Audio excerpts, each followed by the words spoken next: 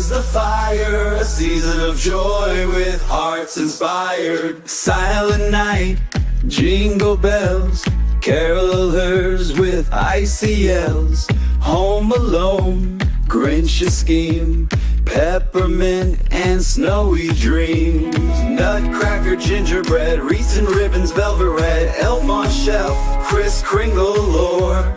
Cookies left by every door. Christmas never ends, the fire's been burning bright since the angel choir.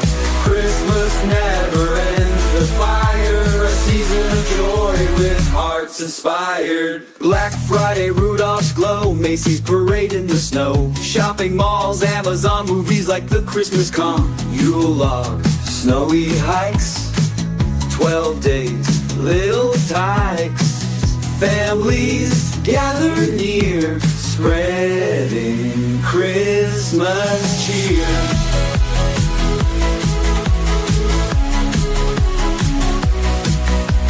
Icicles, ugly sweaters, cards with cheerful little letters, pine tree bows and string. Carolers begin to sing.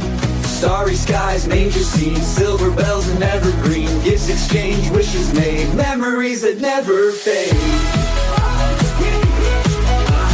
Christmas never ends, the fire, it's been burning bright since the angel choir. Christmas never ends, the fire, a season of joy with hearts inspired. Decision Desk can now officially project that Donald Trump will become the 47th President of the United States.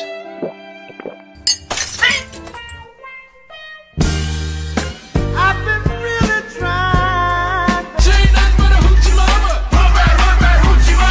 In a world where vocabulary evolves with the digital age, Oxford University Press recently announced its 2024 Word of the Year, brain rot. This term used by young people describes a mental or intellectual decline from too much online content. Now let me illustrate this with a recent event of this last year. I once tried to understand what Joe Biden was saying during a debate, and it gave me severe brain rot. Welcome to hashtag Go Right with Peter Boykin, here where we delve into the heart of what it means to uphold the values of our constitutional republic, striving for liberty through a moderate conservative lens. Now, first off, let's start with this. On my podcast, hashtag Go Right with Peter Boykin, I focus on delivering meaningful content that aligns with my values and vision. Alongside hosting this podcast, I dedicate my time to, of course, like everybody else, work, family, mother, have, XO, et cetera, But I also keep Go Right News, GoRightNC.com, gaysfortrump.org, and Go Right News, of course, .com, updated with fresh and relevant content. After some reflection, I've decided after probably 6 months straight of doing this day after day after day, at least 5 days a week, to scale back to 2 podcast episodes a week to try to basically gather as much of the best news as possible so far. I'm going to shoot for Wednesdays and Fridays, but we'll at least get 2 podcasts out. Producing a daily show has been a lot of work, and I want to prioritize quality over quantity. While I'll continue writing daily articles or such, the podcast will focus on the most impactful news and stories, and my goal is to provide the best possible content for my listeners and supporters. So today we're going to tackle the controversial and the consequential, from presidential pardons to international diplomacy under President-elect Donald Trump. Starting with this article, and then we'll be right back. So Mexican authorities have broken up 2 migrant caravans headed for the U.S. border, a decisive action that followed Trump's stern warning to Mexico about imposing tariffs if illegal immigration wasn't curbed. This move signifies the immediate impact of Trump's tough stance on border security, emphasizing his commitment to national sovereignty. We'll be right back with more hashtag Go Right with Peter Boykin. Remember, we fight for what's right because it's time to go right. Time to go right.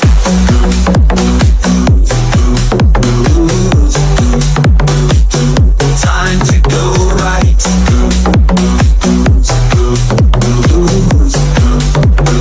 Time to go right. So Trump's had a few diplomatic dinners. First with Mark Zuckerberg, the CEO of Meta, one of the tech giants, was seen dining with Donald Trump, suggesting a potential alignment with Trump's vision for America's renewal. Zuckerberg's interest in supporting a national renewal indicates a possible shift in how tech companies interact with national policy, focusing on economic growth and digital innovation. Now, Donald Trump with Justin Trudeau. Canada's Prime Minister Justin Trudeau met with Trump in Florida, where he pledged to enhance surveillance on the U.S.-Canadian border. This promise reflects a collaborative approach to security between the two nations despite past tensions. And with Vladimir Putin's praise, known for his geological acumen, Putin's commendation of Trump's intelligence and experience comes at a time when the conflicts in Ukraine remains a focal point on international concern. His words suggest an openness to dialogue, possibly hinting at a new chapter in Russia-U.S. relations. And this isn't Russian propaganda. It's what needs to happen. A lighthearted moment during their meeting, Trump humorously suggested to Trudeau that he might consider annexing Canada, a comment that underscores the unique, often blunt communication style of Donald Trump that has become part of his international persona. After I'll show that video in just a moment. Now, these interactions with global leaders and domestic actions on the border highlight Trump's approach to governance, enhancing strong borders, economic partnerships, and a return to traditional diplomacy. Stay tuned as we explore how these developments might shape the future in our constitutional republic. Now, here's where Trump reportedly jokes to Justin Trudeau that he could or he should annex Canada. And it's funny because Donald Trump has there's an AI image of Donald Trump standing on a cliff with Canada and the border, and he's looking out at Canada. Hey, there you go. We'll be right back. Here's the video. And tonight we're getting some new details about that Trump-Trudeau dinner from two people who were at the table. We are told that when Trudeau told President-elect Trump that new tariffs would kill the Canadian economy, Trump joked to him that if Canada can't survive without ripping off the U.S. to the tune of $100 billion a year, then maybe Canada should become the 51st state and Trudeau could become its governor. Brett. Of more on that detail with the panel. Peter, thank you. Now, in a move that has outraged many and sparked debate across the nation, and everybody pretty much knows this by now, Joe Biden has issued a sweeping pardon for his son, Joe Biden's son, Hunter Biden, for federal crimes. Biden wrote, quote, "Today I signed a pardon for my son Hunter, citing political vendettas as the reason for his decision. This comes despite Biden's previous assertions that he would not intervene." Of course, that was during an election. This pardon covers a broad swath of time, essentially clearing Hunter of any future or past charges from 2014 to 2024. Now, critics argue that this sets a dangerous precedent, undermining the principle of that no one is above the law, a tenet Biden himself has championed. But in my opinion, folks, the Biden family's actions here cast a long shadow over the integrity of our justice system. While I can respect the familial loyalty, the sweeping nature of this pardon suggests a troubling disregard for equal justice under the law. This act, especially in the light of Trump's relentless legal battles, paints a picture of a justice system that is anything but blind. Now, don't get me wrong, the Biden's corruption is undeniable. Joe Biden's claim that his son was prosecuted differently because he is the son of the president holds some truth, but not in the way he suggests. Hunter Biden should have faced harsher prosecution, but instead called a break. This irony is hard to overlook, especially considering how Donald Trump has been relentlessly targeted by a, witch hunt, by a corrupt justice system. Time and time again, Donald Trump has been the victim, yet the narrative has twisted to paint him as somehow the criminal. For Joe Biden to claim his son is a victim of an unfair system while failing to recognize that this is precisely the kind of justice that Trump has faced is hypocritical.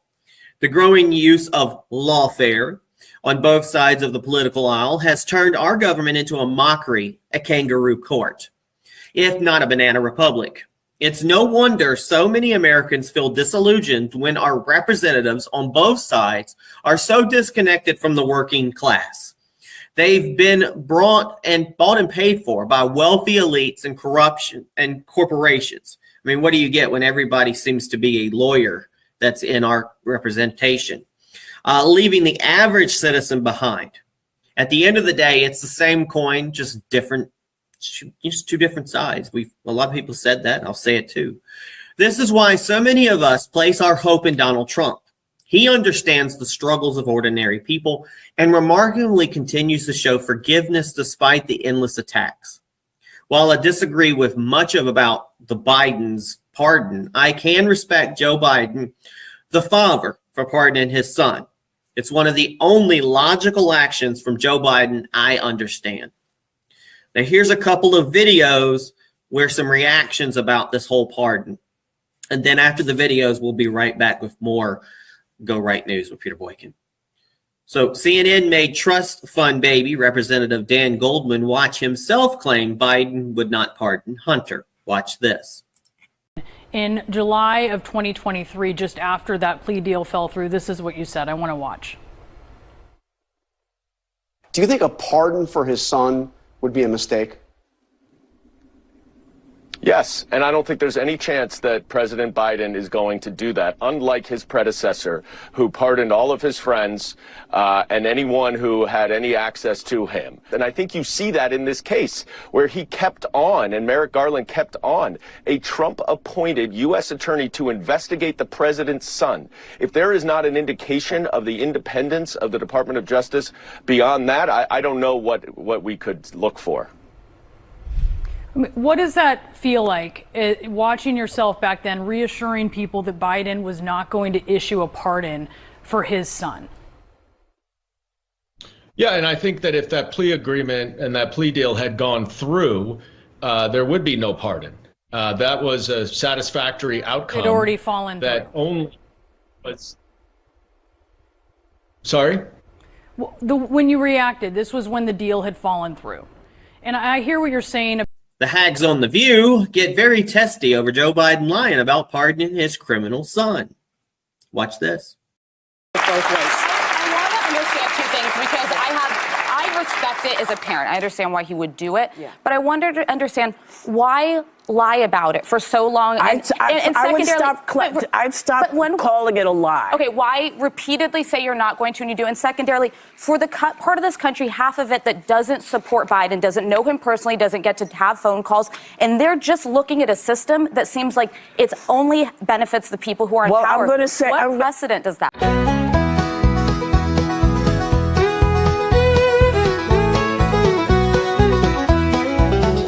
Oh, the season's here, it's time to cheer with news from near and far.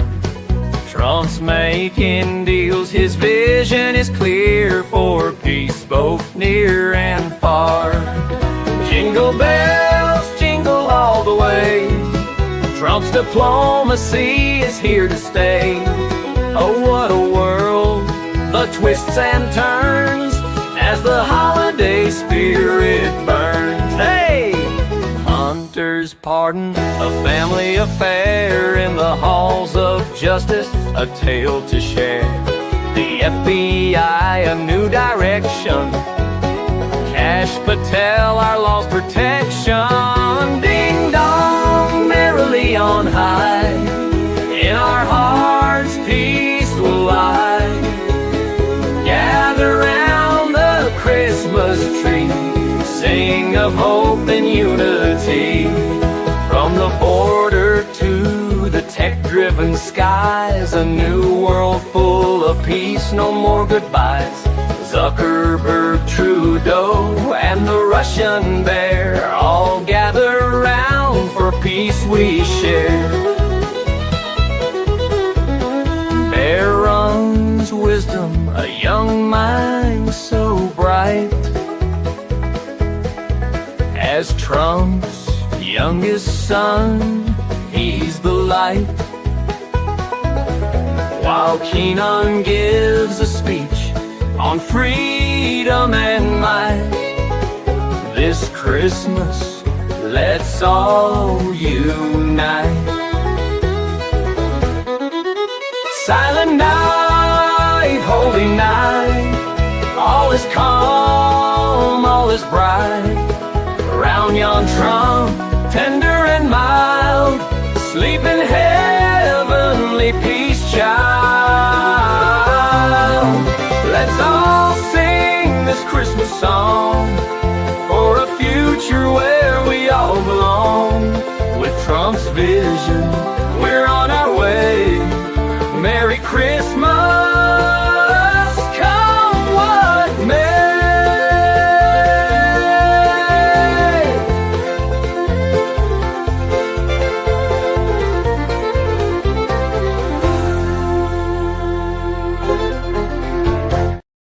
And a move that underscores President-elect Donald Trump's commitment to uprooting what he perceives as entrenched corruption within the federal government, he has nominated Kash Patel to head the FBI. This choice is not just about filling a position, it's a statement on the direction that Trump wants to steer national security and justice. Here's some details of the nomination. Trump announced this on Truth Social, praising Patel as a brilliant lawyer, investigator, and America First fighter. He emphasized Patel's role in exposing corruption, defending justice, and protecting the American people. Trump's directive for the FBI under Patel includes tackling what he describes as an epidemic of crime, dismantling what he perceives as a migrant criminal gangs, and addressing human and drug trafficking at the border. Now, here's some of Kash Patel's background. Patel's career trajectory is a testament to his dedication to the legal and national security issues. Starting as a public defender in Florida, he moved on to become a terrorism prosecutor at the Department of Justice. His involvement in countering with Trump's administration, deemed as political witch hunts, particularly the Russian investigation, showcased his loyalty and investigative prowess. As part of the House Permanent Select Committee on Intelligence, he played a crucial role in debunking claims on Russian collusion with Trump's campaign. His tenure on the National Security Council and as Chief of Staff to the Secretary of Defense further solidified his reputation as a staunch defender of Trump's policies. He's a symbol of MAGA. Patel's nomination is emblematic of Trump's ongoing battle with what he refers to as the deep state, a term he and his allies have used to describe a network within the government believed to sabotage his presidency. Patel's book, Government Gangsters, delves into this narrative, offering an insider's view on what he sees as systemic corruption. Now, here's some expectations under Patel. Patel has expressed a desire to radically reform the FBI, suggesting a symbolic gesture of closing the FBI's headquarters to reopen it as a museum of the deep state. His vision includes decentralizing the FBI's operations by dispersing its resources and personnel across the country to focus on grassroots law enforcement. This approach aims to make the FBI more attuned to local issues rather than being a centralized entity in Washington, D.C. Now, the public and political scenes have a lot of reaction to this.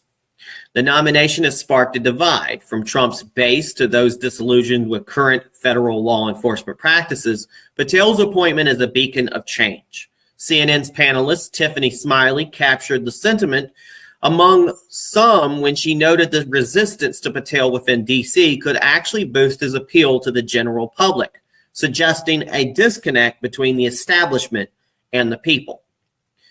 Now, Kash Patel's nomination to lead the FBI is not only an administration appointment, but is a significant policy statement from Trump, aiming to reshape the FBI and his image, emphasizing patriotism, law enforcement reform, and a relentless fight against what he views as internal and external threats to the nation.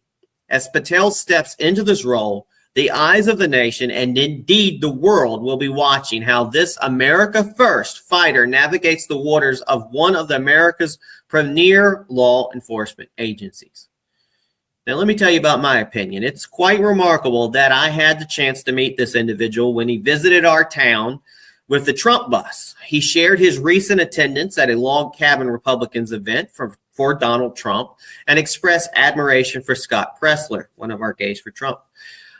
Notably, he refrained from discussing any social conservative topics that could be considered anti-gay. His inclusive approach is exactly what we need, and I'm pleased with this Donald Trump's choice. Now, here's a video of Kash Patel a few months back talking about FBI reform, and then we'll be right back with more hashtag Go Right with Peter Boykin with our hashtag Go Right recap. You need a 24/7 declassification office, whatever you want to call it. Transparency, truth, whatever, I don't care. Sits in the White House, reports directly to you, and you take incoming from the United States of America. I want JFK. I want the 9/11 files. I want this. I want that. All the FBI, and this is a tool, this is something we didn't cover. What the deep state uses the most to cover up their corruption is an illegal application of the classification system. Remember the Lovebirds text from, this is a beauty, the Lovebirds text from FBI, DOJ land, Russiagate, Strzok and Page were texting each other. Who they were running the Russiagate investigation against Trump. They were the head of the counterintelligence unit at the FBI, and they're having an extramarital affair together. Can't make this stuff up. They're sending each other texts about how much they hate Trump and are going to create an insurance policy to stop Trump. Then we finally find those text messages. You know what the FBI and DOJ do for like a year? Redact them to congressional investigators and congressional men and women running the oversight of their agency. That's just one example. But it gets even better. Here's the deep state full circle. Just last week, do you know what Strzok and Page received from the Department of Justice? What? A $1.5 million payout to settle a lawsuit that Strzok and Page brought for the improper disclosure of their personal text messages on FBI phones. And the DOJ just rewarded them. They broke the law. They broke the chain of command. They broke every regulation there is in the FBI. They weaponized the system of justice against a political target they hated. We found those text messages, and we got them declassified finally in full when I became Deputy Director of National Intelligence.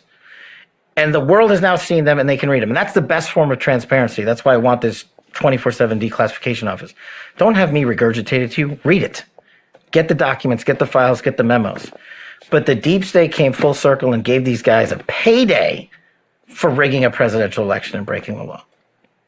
So now you know what happens. That's step one. Step two, get America the truth. And that's what that office would be for. Here's Democrat mega donor admits that Donald Trump's son, Barron Trump, is, quote, a lot smarter than everybody at the Harris campaign for telling his dad to go on podcasts. Watch this video. Well, my reaction is, you know, she thinks she's Obama. She goes to Hawaii because Obama goes to Hawaii. She started talking like Obama, imitating Obama. She is not Barack Obama. She has no talent. She can never run for president again. She ran once and got 0 delegates. She got 8% of California.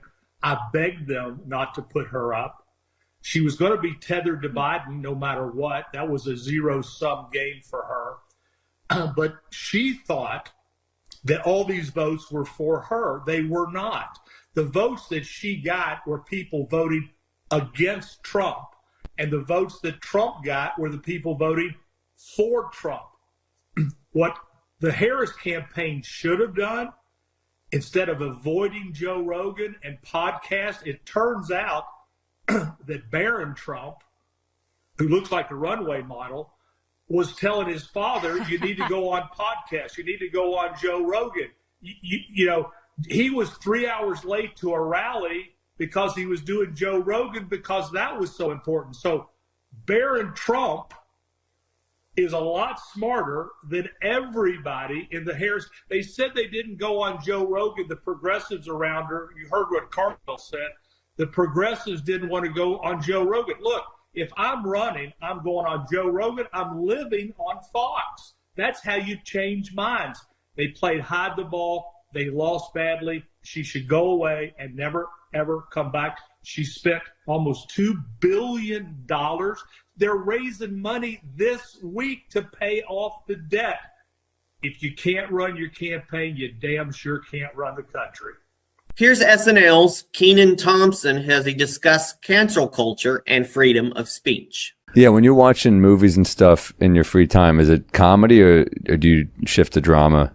I'm all over the place. There's not enough comedies anymore. Like there's no comedies to be seen right now. It's so sad. Like I'm always waiting on like Seth Rogen or somebody to do some shit. Mm-hmm. Like that's been the mainstream thing. Like or Kevin, you know, like Kevin and The Rock is like, oh yeah, you know, the Jumanjis is what we get nowadays. Yes, as opposed to like, you know, some sort of road trip or something. Right. We just watched Road Trip last year. It holds up, man. Right. I just miss the, you know, kind of like not as far back as Airplane, but those guys that would do those kind of movies or whatever. Totally. I mean, Joker 2, that was Todd Phillips, the GOAT. Yeah, and he's making a fucking musical. With, even if I see Vampires Suck is on, like I'll watch that shit. Yeah. It's just like they're being just silly and dumb. And yes, like, of course the classics like the Tropic Thunders of it all, but like that's where it felt like was the end of the road for like the freedom of wanting to be funny kind of thing. Yeah, scary movie. Like we used to have Austin Powers. I know. That was wild. There was 3 of them. That's insane. Yeah, there was a couple. Yeah, I'm looking for that era, but I watch whatever. A lot of horror movies. Mm-hmm. Not so much drama. Like I don't feel like crying, I guess. Yeah. But well, we wrote a movie. We wrote a classic kind of raunchy comedy. Nice. Trying to get it out there. We'll see. We're working on it. I mean, the basketball is athletic. Love it. It should be allowed to be done. Yes. Like there's supposed to be freedom of speech. It's weird too because everybody goes like Blazing Saddles is a classic, and you're like, well, then let's do it again. Let's do that that's what type. I'm saying. Like let the audience tell you. You know what I'm saying? Like they keep trying to suppress, but then you have the Shane Gillises that pop up out of that suppression. Right. You know what I'm saying? In the moment, did you think like we're making a mistake by firing him in that moment? I didn't really know much of the story. And like it's above my pay grade what they do with people's lives and careers like that. Yeah. But if it was squashed between the people, then that's as far as it should have gone. But it's definitely weird not to give someone a chance. Yeah. I mean, a chance to say their piece, a chance to whatever kind of thing. Cool they had him back eventually. It's cool that he earned that regardless. Like he got to that point in stature, career-wise or whatever, that it made sense to have him back. You know what I mean? And like, he was a nice guy. You know what I mean? Sweet guy, funny guy. Good guy. How to match how he grew up to sensibilities. You know what I'm saying? Which is what everybody's trying to do. And I think that was it 2020, 2019, whatever time that was when he got the axe. That was like kind of the height of everything being like super. I've talked about it before, but there was a list on CNN of people who have been canceled this year, and it was Weinstein, Cosby, and Shane. That's crazy. And it's like, you know, how is he on the same level as those guys? Pretty unfair. Yeah. Wow. Yeah, Shane's not nearly as funny as Cosby. Come on. Yeah, Shane is great. It was really unfair what they did to him. Yeah, that was ugly. And I think Lauren felt it too. Yeah, and the fact that it seemed like he and Bowen Yang squashed the beef. That's what I'm saying. Like if there was even any beef, I don't even know if there was. Right. Kobe beef. You know? But yeah, no, that was a cool moment. And that's a stand-up who crushed on it too. But Shane is definitely like not your traditional stand-up. Mm-hmm. And he'd made those sketches that. Oh yeah. But I feel like it might have been tough on him. You know what I mean? Like watching him host and like if you watch the show, he's pretty similar in every sketch. And that takes a toll on a few different things. It takes a toll on the audience, or eventually like just things start to become milder in reaction kind of thing. And that starts to fuck with people's heads kind of thing. And then when guys are just have a stand-up base as opposed to like an actor base to rely on and play any character, like I'll play a fucking tree. You know what I mean? But I feel like stand-ups, like if they're not getting the pop from when I say something and I hear the pop of a laugh or some shit, I think it starts to like spiral motherfuckers out.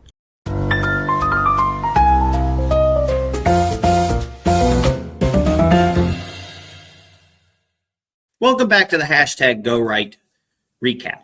In a world where digital consumption shapes our very lexicon, Oxford's 2024 word of the year, brain rot, has become a poignant metaphor for the challenges of our time, as illustrated by my own experience attempting to comprehend a debate by Joe Biden.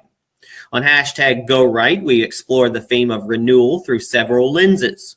Trump's tough border stance, the breakup of a migrant caravans by Mexican authorities, post-Trump's tariff threats, showcases a direct approach to immigration reflecting his commitment to national sovereignty. With diplomatic engagements, the president-elect has been engaging with political and global leaders like Meta's Mark Zuckerberg, Canadians' PM Justin Trudeau, and even received praise from Russia's Putin. These interactions hint as a potential softening of international relations and focus on economic and security partnerships.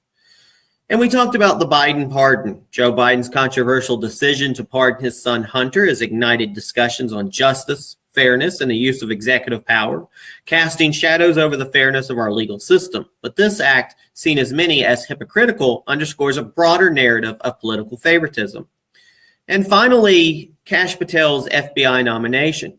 Trump's choice of Kash Patel to lead the FBI signals a significant shift towards reforming what he views as a corrupt system.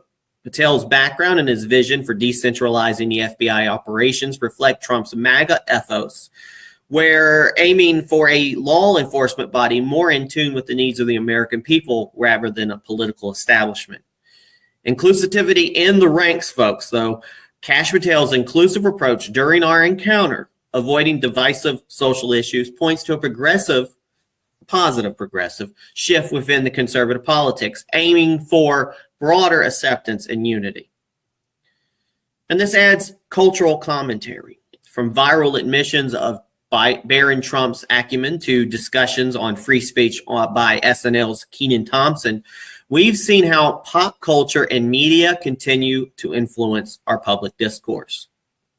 So as we navigate through these turbulent times, hashtag GoRight with Peter Boykin remains dedicated to delivering insightful content that resonates with our values of liberty and constitutional governance. For more in-depth analysis, visit GoRightNews.com, GoRightNC.com if you're North Carolina and want to know North Carolina news, or tune into our podcast on Rumble, Spreaker, Spotify, Apple, Amazon, YouTube, TikTok, and more.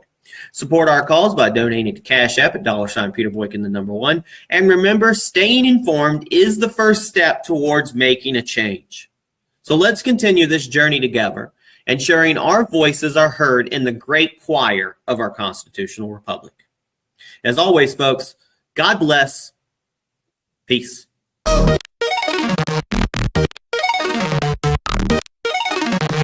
It's time to go right. Let the truth ignite. We're bringing the right news into the light. With Peter Boykin at the helm, we're taking a stand. Constitutionalist for America, we protect this land. Welcome to the place where opinions align. With liberty's flame, our voices combine. Citizen journalism, honest and true. Let's go right, it's the podcast for you.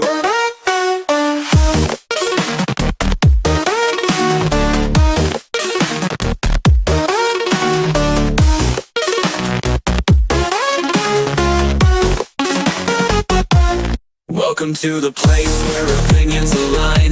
With liberty flame, our voices combine. Citizen journalism, honest and true. Let's go right, it's the podcast for you.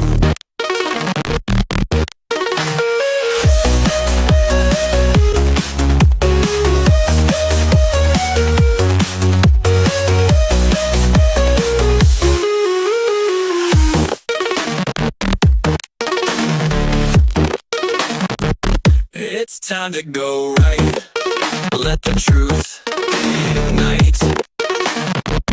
We're bringing go right news into the light. With Peter Boykin at the helm, we're taking a stand. Constitutionalist for America, we protect this land. Welcome to the place where opinions align. With liberty's flame, our voices combine. Citizen journalism, honest and true. Let's go right, it's the podcast for you.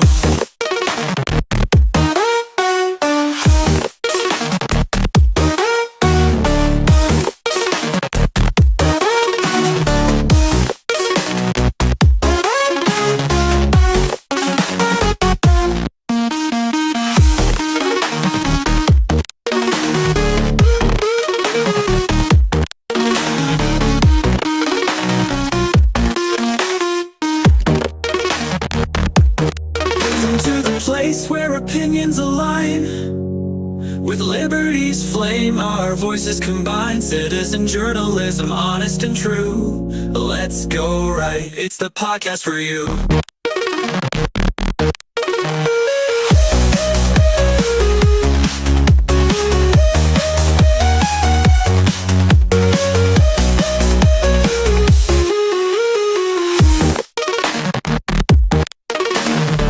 Welcome to the place where opinions align. With liberty's flame, our voices combine. Citizen journalism, honest and true. Let's go right, it's the podcast for you.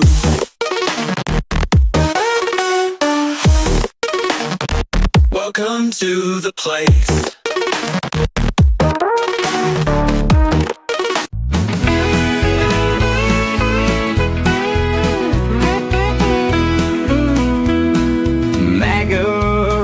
Christmas tree, the red, white, and blue aglow with patriot cheer. It's finally here, the season we all know.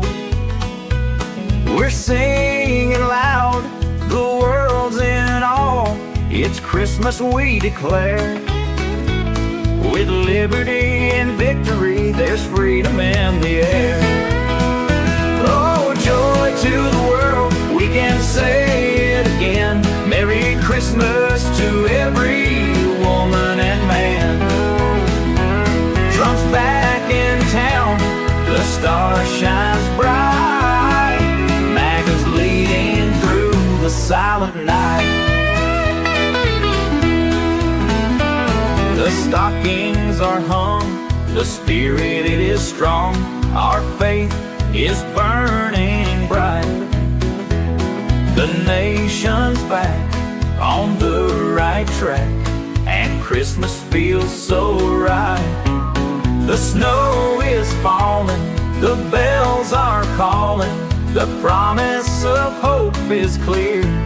Together we stand, one nation, one land. MAGA love this year. Oh, joy to the world, we can say it again. Merry Christmas to every woman and man. Trump's back in town, the star shines bright. MAGA's leading through the silent night. From the mountains high to the valleys low, we're spreading peace and cheer. With a grateful heart, we'll do our part to make it the best year. The tree is lit, the spirit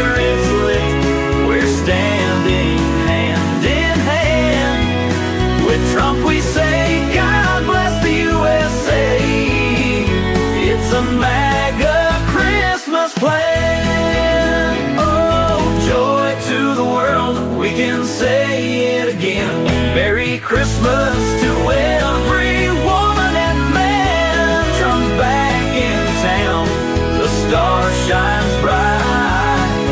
MAGA's leading through the silent night. MAGA's leading through the silent night. MAGA around the Christmas tree, our voices raised in song. Together we're strong all season long. Merry Christmas all year long.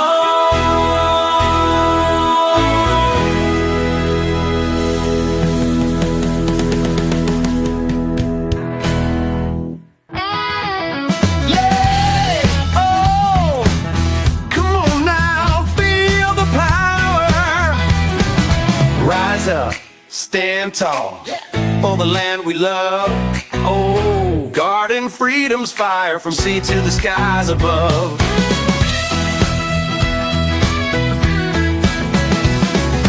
Hold the line, be bold. Come on. With liberty in our hearts, oh yeah.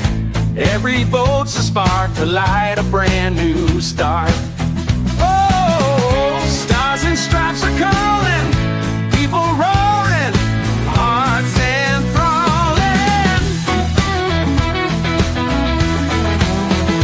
Do right, yeah, be right, oh, for the nation we ignite.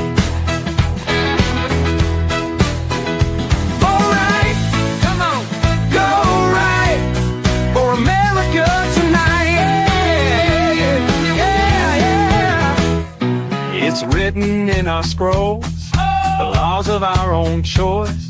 Defenders of the truth, we lift our mighty voice. Oh yeah, freedom never fades. No, no. In the land of the brave, power to the people. Let our flag wave. Let it wave. Let it wave. Do right. Oh, be right. Yeah. For the nation we ignite. Oh, yeah. All right. Come on. Go right. For America tonight. Let's go.